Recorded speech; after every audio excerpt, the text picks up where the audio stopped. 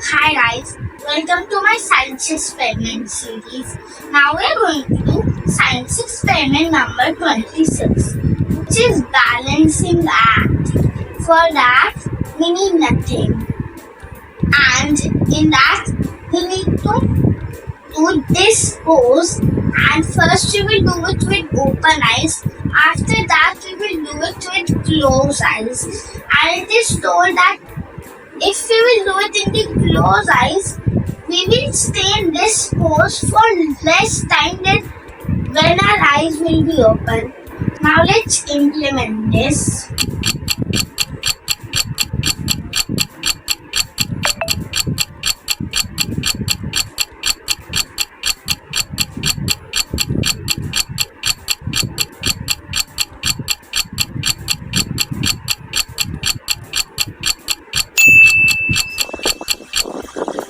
Okay, now I could do this pose for about around 1 minute.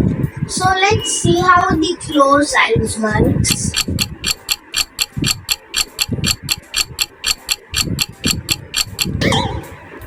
See that with closed eyes I could not even do it for about 10 seconds. So can you see the difference? This is because with the open eyes, I can concentrate on different things.